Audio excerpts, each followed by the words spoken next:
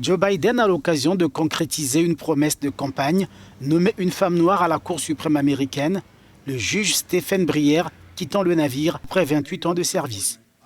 Pour la directrice exécutive d'Advancement Project, une organisation de justice raciale, cette nomination permettra de réparer une injustice vieille de 2 siècles. Nous le voyons déjà dans les informations, sur Twitter et les réseaux sociaux. Les gens disent « Pourquoi une femme noire? N'est-ce pas raciste ?» Ce qui est raciste, c'est qu'en 233 ans, une femme noire n'a jamais siégé à la Cour suprême et que cela aurait dû être le cas depuis bien longtemps. L'idée d'avoir une femme noire à la Cour suprême est donc excitante parce qu'enfin, nous aurons non seulement quelqu'un qui apportera l'expérience d'être noir en Amérique, mais aussi quelqu'un qui a vécu au croisement de la race et du genre.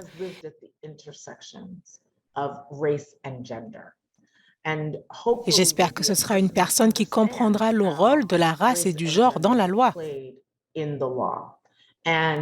Et je suis impatiente d'entendre les questions d'une femme noire qui siège à la Cour suprême dans des affaires comme l'avortement, les droits reproductifs et surtout les questions qui sont devant la Cour suprême en ce moment et qui sont très importantes pour les femmes noires.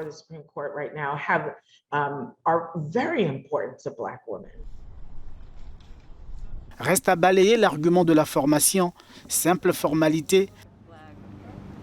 Tant des femmes nourries dans le sérail dans le domaine existent, selon l'analyste.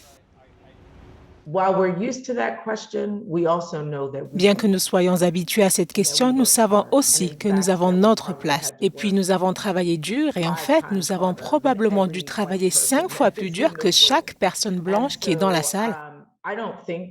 Et donc, je ne pense pas que quelqu'un qui sera nommé à la Cour suprême en tant que femme noire s'inquiétera de savoir si les gens pensent qu'elle est qualifiée ou non.